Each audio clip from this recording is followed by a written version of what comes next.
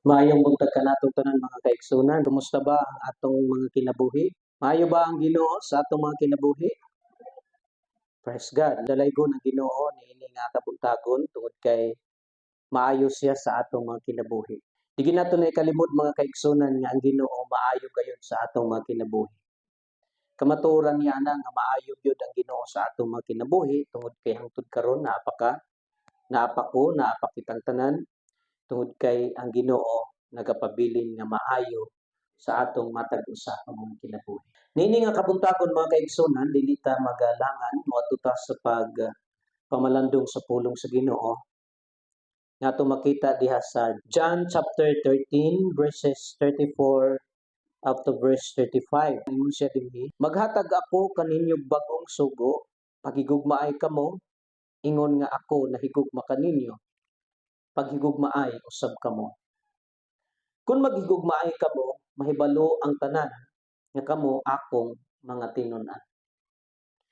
So nini nga kabuntagon mga kaigsunan, padayonon nato ang paghisgot mahitungod sa God commanded to all genuine believers to love for one another. Ang Ginoo nagsugo ngadto sa tanang tinuod nga mga magtotoo diha sa paghinigugmaay sa usa. Atong duolon ng Ginoo sa mga pag-ampo. Gamhanan ug dalaygon nga Dios niini nga kabuntagon, pasalamat mi kanimo Ginoo sa dako kaayong kahigayunan nga hangtod karon Ginoo makadungog paghihapon mi sa imong mga pulong. Salamat Ginoo sa kinabuhi nga kanunay nimong gilubwayan. Salamat Ginoo sa kusog nga kanunay nimong ihatag. Salamat Ginoo sa kadasig nga kanunay nimong hatag usab sa matag usa kanamo nga tungod ni ana Ginoo. Aniya kami nagakatigom aron sa pagsimba diha kanimo ug sa pagpamalandong usab sa imong mga pulong. Ang akong mga pag-ampo Ginoo nga samtang among pamalandungan ang imong mga pulong niini nga kabuntagon. Andama Ginoo ang among mga kasing-kasing uban sa among mga salabutan ug gihatag kanamo Ginoo ang kaalap sa pagsabot sa imong mga pulong. Gamit ako karon nga buntag Ginoo ingon nga imong instrumento. Tuguti Ginoo nga ang mga pulong nga mabati dinhi sa among taliwala mandog gyud kini pinaagi sa gahom sa balang espiritu sa imong ubos nga lipon. Salamat o Dios sa imong pagabuhaton. Nga ako mga pag-ampo nga ang tanan nga niya karon Ginoo masangkap sa mga mensahe nga imong ipabati kanamo karong buntaga. Dalaygon ka o Dios walay katapusan. Kini ang ako mga pag-ampo pinaagi sa pangalan ni Kristo Jesus nga Ginoo manuluwas. Amen. Padayon ta mga kaigsunan sa pagpamalandong sa pulong sa Ginoo ang atong tema, God commanded to all genuine believers to love for one another. Ang Ginoo nagsugo niadtong tinuod nga mga magtotoo nga maghinigugmaay ang usa sa usa. Nganong nga may genuine believers, kay naay mga fake believers. Di gyud nato na ikalimod mga kaigsunan. Daghang mga tao nga nag-claim nga sila mga magtotoo diha sa Ginoo, pero dili makita ang kinaiya ni Kristo diha sa ilang mga kinabuhi. Mao na kini hagit alang kanato nga mga magtotoo ni Kristo nga kinahanglan makita diha sa atong kinabuhi ang kinaiya sa atong Ginoong Kristo. Karon buntag gisugot ta sa Ginoo diha sa pagpadayon sa paghigugma. Sa pila na ka mga Domingo nga nagisgot ta kabahin sa gugma, almost 3 weeks na nga kita naghisgot kabahin sa gugma. Since nga bulan kita karon sa December, mao ni ang giningon sa uban nga bulan sa paghinigugmaay, bulan sa paghinatagan. Kung itugot sa Ginoo, sunod Domingo atong isgutan ang kabahin sa kanang precious gift sa atong Ginoo. Karon padayonon nato ang paghisgot sa God commanded to all genuine believers to love for one another. Sumala sa bersikulo nga atong gibasa mga kaigsunan, ingon siya dinhi, "A new commandment I give to you, that you love for one another.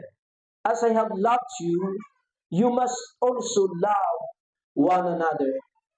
Verse 35, ingon siya, "By this, all men will know that you are my disciples, if you love one another."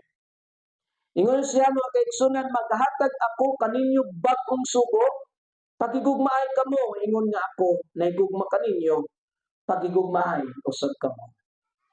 Kung makigugmaay kamo, mahibalo ang tanan nga kamo akong mga tinun-an. Makita nato dinhi mga minahal nga mga kaigsunan nga ang tanan nga tinuod nga mga magtutuo gisugod gyud sa Ginoo diha sa paghigugma. Manang gikinahanglan nga isip mga magtutuo diha sa Ginoo mutuman ta sa gisugo sa Dios. Pagtuko nga mahimo nato ang paghigugma sa mga tao nga para nato lisod higugmaon tungod kay mga tinuod man tang mga magtutuo. Kaya ang tinuod ng mga magtutuo ni Kristo, dili gyud siya magpanuko o magdumili sa pagsunod kung unsa ang gisugo sa Ginoo. Kay mao nay timailhan nga ikaw tinuod nga magtutuo ni Kristo kung tumano nato ang mga butang nga gisugo kanato sa Ginoo. Manangingon siya sa verse 35, kung magigugmaay kamo, mahibalo ang tanan nga kamo akong mga tinun-an. So, mao na siya ang timailhan nga ikaw ug ako, kitang tanan, tinunan sa Ginoo, kung makita diha sa atong kinabuhi ang paghinigugmaay. Pero kung di na makita sa atong kinabuhi ang gugma sa usag usa, taman ra gyud na siya sa claim nga ikaw Kristohanon. Pero di ay dili tinuod nga Kristohanon. If Christians love one another, this will be evidence to people outside the church and to themselves that we are true Christian and real followers of Christ. Ang Kristohanon kuno nga naghinigugmaay sa usag usa, mao ni ang ebidensya sa mga tao nga wala diha sulod sa simbahan. Kadtong mga tao nga way simba-simba, manotice nila nga kita tinuod nga mga Kristohanon pinaagi sa paghinugugmaay sa usag usa. Og ikaw pod, kita pod sa atong kaugalingon, manotis pod nato nga tinuod na kitang mga Kristohanon tungod kay nagbaton na kita og kasing-kasing nga mahigugmaon sa atong isig katao. In John chapter 33 verse 35, ingon siya, by this all men will know that you are my disciples if you love one another. So, ang sign sa tinuod nga Kristohanon, gugma sa usag usa.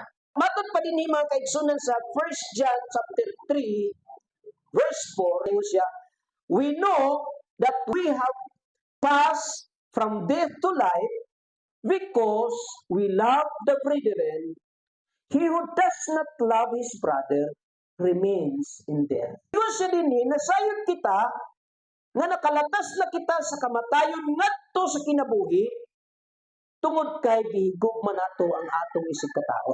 Ang timailhan so sa katao nga nakalatas na sa kamatayon o kanang nahawas na siya gikan sa kalaglagan, misulod na siya ngadto sa kinabuhi tungod kay siya nagkat-o na ug makabalo na mohigugma sa iyang isig katao.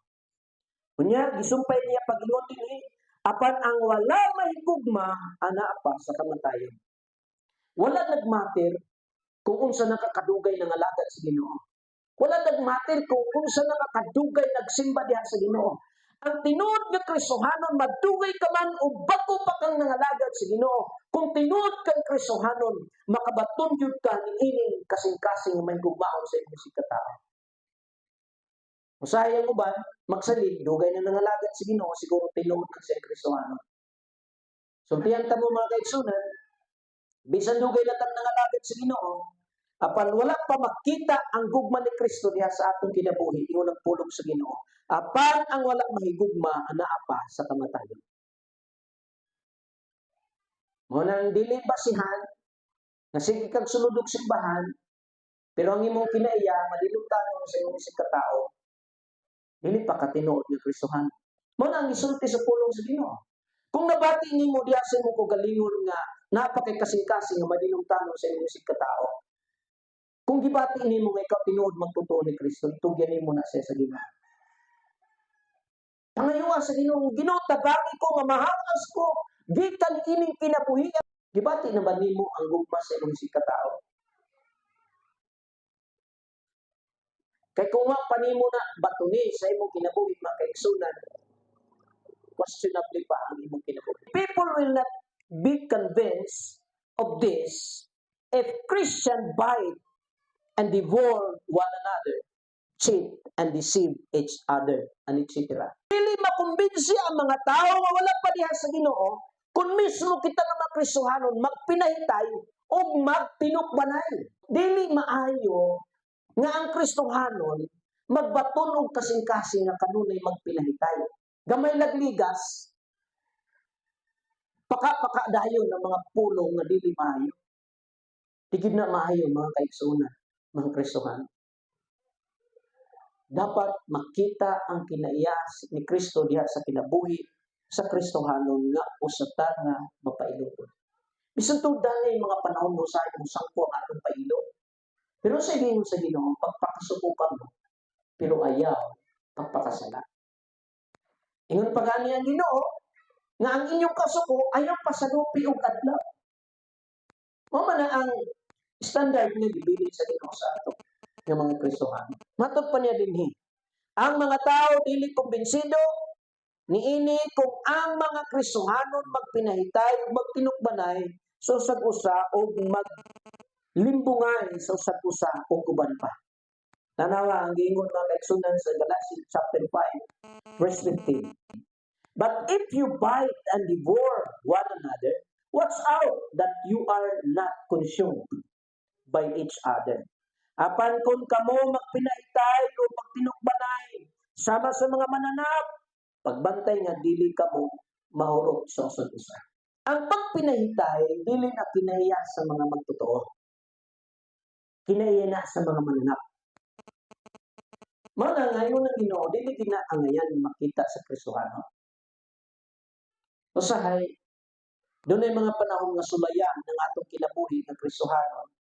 Unya ang gamiton ra pud usahay pagsulay sa ato kanara pong atong pamilya. Kanara pong atong silingan. Mao usahay gamiton sa Ginoo sa pagsulay sa atong kinabuhi. Kung asa nataman ang atong libing sa Kristohanon nga kinabuhi. Mana kung makapasarta niya na hindot kay na mga kaigsunan pag nakapasarta pag-abot sa mga pagsulay, nakapailog ka sa imong silingan. Nakapailog ka sa imong pamilya. Ang Kristohanon doon na gyud na siya matinud-adog nga kasing-kasing. In 1 John chapter 4 verse 7, ngun siya, dearly loved ones, let us love one another, for love is of God, and everyone who loves is born of God and knows God. Matod pa niya, mga igsoon, magigugmay kita, kay ang gugma gikan sa Dios. Ang nahigugma sa iyang isikatao, anak sa Dios o nakaila sa Dios. Di ba, tataw kayo, klaro kayo ang pulong sa Ginoo. Kung sa may kabaliktarananan, wala may gugma sa iyo si katao. Dili, siya anak sa Diyos. Kaya ang nahigugma yun siya, anak sa Diyos o nakaila sa Diyos. Pero katong wala may gugma, dili, anak sa Diyos. Kaya ang timailhan niya kung sa katao siya tinuod ka anak sa Diyos, kung nahigugma siya sa iyang si katao. Klaro ba mga kaigsunan? Kung gani ang Ginoo, higugma ang inyong mga kaaway. Kaaway na gani na. Gipahigugma pa sa Ginoo. Ngayon may yunta, kaaway man ako na, saan man ako nagpahigugma. Abi ninyo mga kaigsunan, ang mga tao na napa sa kalibutan, iya pa sa kalibutan. Kaaway na siya sa mga Kristohanon, spiritually. Dili sa kanang inani nga kaaway na to. Dili. Pag Kristohanon ka, kaaway na ka sa kalibutan. Kay kaaway na ta sa kalibutan, siyempre, ano na siya? Kaaway na to ang kalibutan. Kaaway punta sa kalibutan. Hinon madumi, ang Ginoo nag-ingon, kung ang kalibutan, sa wala pa ni magdumot kaninyo, daan ang nagdumot sa ato ah. Manang di nato na ikalimod nga ang kalibutan nagdumot sa ato ah. Kung sa man ang kalibutan nga gipasabot niya dili kaning literal na kalibutan. Ang mga tao nagpuyog diri sa kalibutan. Kaysa man dahil mudumot sa ato, lisod po ang mudumot sa ato, kining yuta. Lisod po ang mudumot sa ato, kining mga kakahuyan. Ang mudumot sa ato, kanang ato isip katao, wala pa diha sa Ginoo. Nabatik na ninyo, nakita nga mga Kristohanon, usahay, pangita ang bikil sa mga tao, dili Kristohanon. Nabatik na ninyo, kita nga mga Kristohanon, usahay, kanang wala sila maayong relasyon sa ato ah. Tungod kay para sa ila, isupak nato ang ilang mga pagtulunan. Para sa ila, babagta sa ilang mga kalihukan. Imagine kung ang usa ka taong adik ingon nimo, Brad, biyain ng imong pagka-adik. Kadi na maayo, di na gusto sa Ginoo. Di ba kaana pat yun? Di ba kaana niya dugtan? Mao na nga ang Kristohanon mao gyud na ang atong kahimtang. Ginadumtan gyud ta sa kalibutan. Pero dili mo ti pasabot kung gidumtan ka sa kalibutan nga baslan pud nimo duot. Higugmaon nimo, iampo nimo, kaluy-an nimo tungod kay ang kinaiya sa Ginoo sa atoa. Di ba? Real love has its source in God. And because believers are born of God, they should be in loving. The love he speaks of here is divine love, agape love. Ang gugma, ang tinuod ko nga gugma, ang tinubdan ana ang Ginoo. Tungod kay ang mga magtotoo na tao na diha sa Ginoo, busa sila maghigugma sa ilang isig katao. O kanat kuno nga gugma, ang isgutan nga din nga gugma, kining divine love. Kanang gitawag sa Grego nga pinulungan, agape. Mas may buti pasabutan ng agape. Gugma nga gikan sa Ginoo.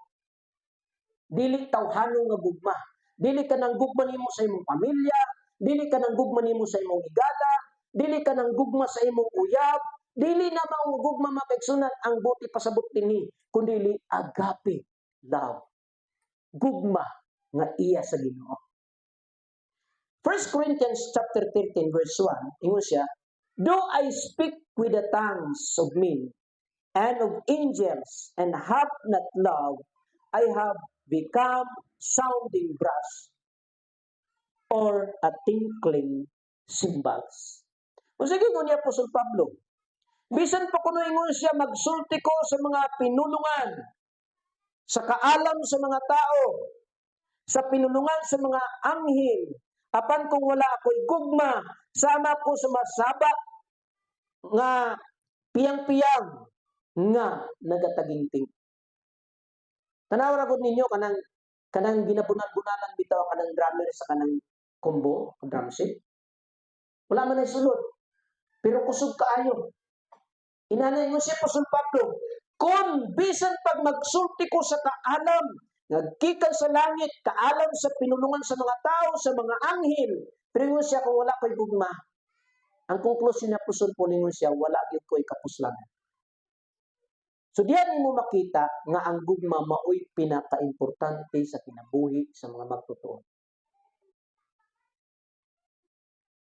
Love is the translation of a Greek word, agape. The word are used of God's love and the love believers should have for one another. And for God, it is unselfish love, love that always seek the good of others. Muna ang buti pasabot sa agape love. Daghang mga tao nga mogamit siya ni si katao para sa magalingon. Pero ang gugma, kining agape love or divine love, mga kaigsunan, ang kanunay gipangitaan ni kung unsa ang makaayon sa iyang si katao. It is the love God has and which He imparts to those who believe in Christ. Kini nga gugma mag-impart sa Ginoo sa tinuod ng mga magtotoo. Munang mingon ko, ang tinuod ng mga magtotoo imposible na dili makabatunay nga gugma. Tungod kay ang tinuod ng mga magtotoo, tamnan ka na sa Ginoo ang iyang kasing-kasing o gugma nga nagikan sa iya. Mao na nga ang Kristohanon nga tinuod, doon nagimutubok nga divine love diha sa iyang kasing-kasing. In John chapter 17 verse 26 ingon siya, "Gipailako ikaw kanila o kini akong padayunon pagbuhat aron mabatunan nila ang imong gugma alang kanako o magpuyo usab ako diha kanila." So, imposible sa tinuod nga magtotoo nga walay gugma sa Ginoo diha sa kasing-kasing. Tungod kay mismo ang atong Ginoo ingon siya, "Gipailako ikaw kanila." Si Ginoong Kristo may nag-ingon, "O kini akong padayunon pagbuhat aron mabatunan nila ang imong gugma." Ang ministry ni Jesus Christ mao ang pagpaila sa gugma sa Dios nga ni kanato ug kanang gugma gipadayon pagtrabaho sa atong Ginoong Kristo aron mabatunan sa tinuod nga mga magtotoo. Og sa dihang mabatunan ka na sa tinuod nga mga magtotoo, diha na makita nga kita makakatuna pag-igugma ngadto sa atong isig katao. No one else in the world has it. Walay mga tao nga makabatunan ni. This love is not at all the same as the natural affection the people of the world may feel for friends. Kanang mga tao din sa kalibutan, wala ni anang nagugma. And families, it has nothing to do with sexual love. Kana bitaw mga tao makigilawa sa lain mo ingon, "Ilab ka pero abi nimo dili na maugma gigiskutan nato dinhi." It is unselfish love. Ang giisgutan nato dinhi nga gugma, it is unselfish love. Dili sa imong kaugalingon nga gugma. Love that wants to serve and bring blessing to others. Ang gugma nga atong giisgutan dinhi mao kana ang gugma mga kaigsunan nga matod pa dinhi mo alagad ug magdalag panalangin ngadto sa isig katao. Love that seeks the spiritual good of others. Ang gugma nga atong giisgutan dinhi katong giyang gipangita kanunay kung saan makaayo sa iyong isig katao. Unsa pa gyud mga kaigsunan? Love that seeks the spiritual good of others. It is best seen in God sending His Son to die for us. Asa nato ni makita? Diha sa atong Ginoong Kristo nga gipadala sa Dios nga Ama nga ni kanato. Gisakripisyo ni Jesus ang iyang kaugalingon. Makita nato diha sa Romans chapter 5 verse 8. But God demonstrated His love toward us in this. While we were still sinners, Christ died for us. Apan gipakita sa Dios kanato ang gidak-on sa iyang paghigugma kanato. Kay sa makasasala pa kita, si Kristo nagpakamatay alang kanato. The surest evidence that people have been born again and know God is that they have God's love in their hearts. If people have it, it will appear in what they do. Tanawara, ang kasiguruhan o tinuod nga ebidensya kuno ni ana sa mga tao nga naa niini katong mga tao na pag-usab, ingon siya dinhi nakaila na sila sa Dios ug nakabaton na sila ni ana nga gugma diha sa ilang makasing-kasing. O kana kuno nga mga tao nga nakabaton ni ana nga gugma, makita kana nga gugma sa tanan nilang buhaton. Mga kaigsunan, usahay naatay daghan kaayong mga rason nga makigbatok ta sa pulong sa Ginoo. Usa pananglitan ng mga rason nato. Mayingon ta, dili man gud na ang ngayan igugmaon ng tawanan na. Makaulit man gud na ng iyang kinaya. Kanunay naman gud na niya buhaton. Daghan ta usahay mga rason. Pero ang Ginoo wala pa yan nag-ingon nga, okay, igugmaon nimo siya kung buhatan na kagkaisa kaduha, pwede pa nimo na igugmaon. Pero pag sige-sige na ayaw na igugmaon, wala pa yan nag-ingon ang Ginoo niya. In fact, bisan gali sa pagpasaylo sa Apostol Pedro ng utana sa Ginoo. Ginoo, kapito ba pasayloon ang tao nga makasala sa ako ah? Usa gitubag sa Ginoo. Wala ko mag-ingon nga kapitura. Ingon siya, kapituan kapito. Bisan sa pagpasaylo, ingon ang Ginoo kapituan-kapito. Wala pa usa sa ato karon dinhi nga nakahatag nagpasaylo sa inisig katao nga usa ka tawo nakasala sa iyang kapituan-kapito po niya gipasaylo. Wala pa na mahitabo. Bisan gani siguro sa mga magtiayo, wala pa'y sala nga nahitabo nga pituan-kapito. Kanang 70 times 7. 70 times 7 ba o 70 times 70? Kapituan-kapito. 70 times 7 equals 490. Pangutanon ta karon. Sa usa lang katao, nakapasaylo na ba kag 490 kapasaylo? Wala pa. Buti pasabot sa Ginoo nga ang pagpasaylo is unlimited. So samang paagi ang paghigugma Walay tinutuban. Ang Ginoo ba nga nahigugma sa ato? Ni surrender ba siya? Wala siyang surrender. Bisan grabe na ito kadautan. Bisan kita nga mapresuhanon, grabe po usahin nato kapasaway. Pero ni surrender ba ang Ginoo? Wala. Padayon ng Ginoo nga nagapamuhat diha sa ato mga kinabuhi. Buti pasabot ang pagigugma, wala mag-agadto kanang bagtaw-ana ang iyang gugma. Basta ang Kristohanon gisuko sa Ginoo, higugma ang imong isig katawo. Higugma ang imong isig katawo sama sa imong kaugalingon. Higugma ang imong silingan sama sa imong kaugalingon. Again, ang gugma nga atong diskutan dinhi, dili katong gugma sa imong higala, gugma sa imong asawa, gugma sa imong bana, gugma sa imong anak, gugma sa imong uyab, dili na mao ang gugma nga atong diskutan. Gugma sa Ginoo. O kana nga gugma nga gihatag kanato sa Ginoo, kinahanglan makita nga atong gigamit nga paghigugma ngadto sa atong katawo. Usahay, adresita makadumdum, uy, magpasayo di ay kung panahon na sa December. Kung usahay, adresita makadumdum, uy, kinahanglan gid ay ko maghigugma panahon na sa December. Ang Kristohanon walay gipili nga panahon. Tanang panahon ang Kristohanon magpasaylo. Tanang panahon ang Kristohanon maghigugma. Walay special nga panahon para sa ato. Sa uban, mao siguro na ang ilang pagbati. Makadumdum lang sila magpasaylo kung panahon ng Disyembre. Makadumdum lang sila maghigugma kung panahon ng Disyembre. No, kitang Kristohanon walay gipili nga panahon.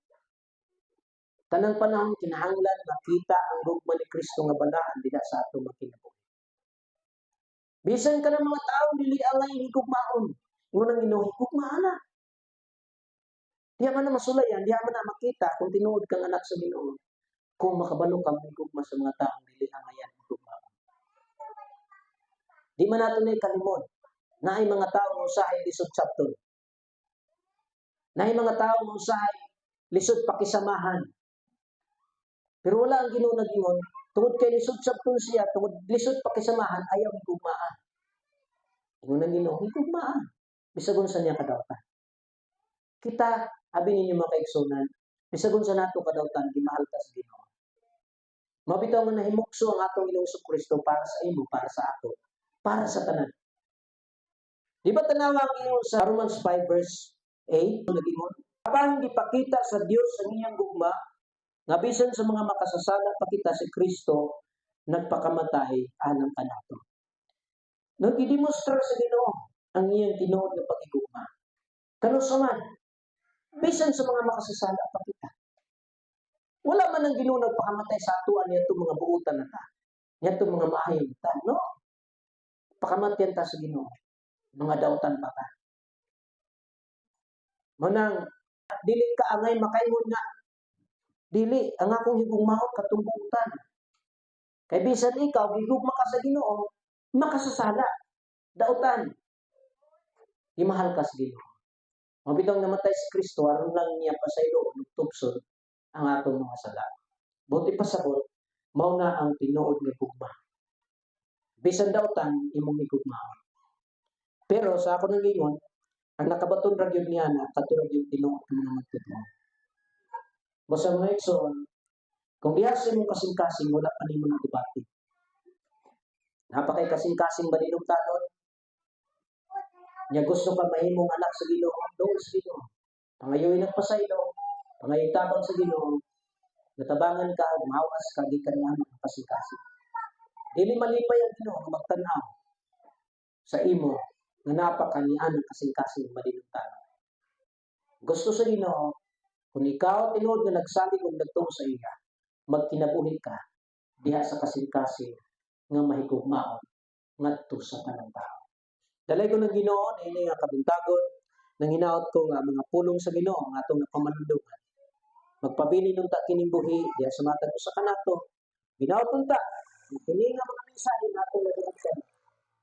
Nagdala pa nato ngadto sa kinabuhi nga makita ang gugma ni Kristo, makita din sa atong kinabuhi. Kanang makapanalangin nga kinabuhi ngadto sa uban. Dalay ko ng Ginoo ini nga kabuntagon Salamat sa iyang mga pulong atong nanuo. Sumukaw sa pa, nang hinaot ko na pulong sa Ginoo, padayon magagayad ka nato, ngadto sa pagkinabuhi na mahigugmao, ngadto sa atong sikatao. Atong duolon ng Ginoo pinagi sa mga pag-ampo. Mahimayaon magdalaygon nga Dios. Salamat Ginoo sa inyong mga mensahe nga nanuo karon nga kabutago. Nga akong mga pag-ampo Ginoo, imo kadtong padayonon sa pagpanalangin diha sa among mga kinabuhi. Ang sumatag karon ug unya Ginoo ang imong mga pulong tutudlo kanamo diha sa paghigugma.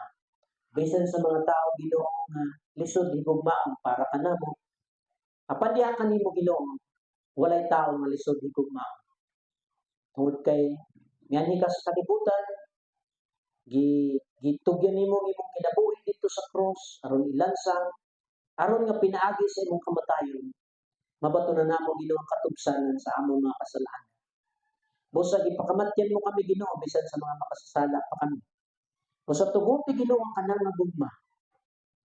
Makita din sa among mga kinabuhi, ma-apply namo nga ang tanang mga magtotoo Ginoo, mga imong mga anak, tinuod ng mga magtotoo, mag-aplikar niini nga mga pulong sa paghigugma ngadto sa among sikataon. Bisan dunay mga tao nga usahay lisod sabton, lisod pakisamahan, pantabangi kami Ginoo na makahimo gyapon mi sa paghigugma ngadto kanila. Na makita ang imong gugma dinhi sa among mga kinabuhi. Tabangin kami Ginoo nga dili mi mapildi sa among tawhanon nga pagbati. Apan ang imong gugma Ginoo mao'y magagahom gayud sa among tagsa-tagsa ka mga kinabuhi. Nga kini nga gugma Ginoo mabati ngadto sa tanang mga tao. Dalaygon ka Ginoo sa walay katapusan. Lord, ang akong mga pag-ampo, silyuhi ang imong mga pulong dinhi sa among mga kinabuhi. Ug kanunay kini mopahinumdom kanamo sa pagbuhat sa paghigugma ngadto sa among sikataon. Dalaygon ka Ginoo sa walay katapusan, ipasilunggan kanamo gipasalamatan sa imong mga mensahe nga kabuntagon. Pinaagi sa bilinhon ug kamahalan ng ngalan ni Kristo Jesus nga among Ginoo manluluwas. Amen.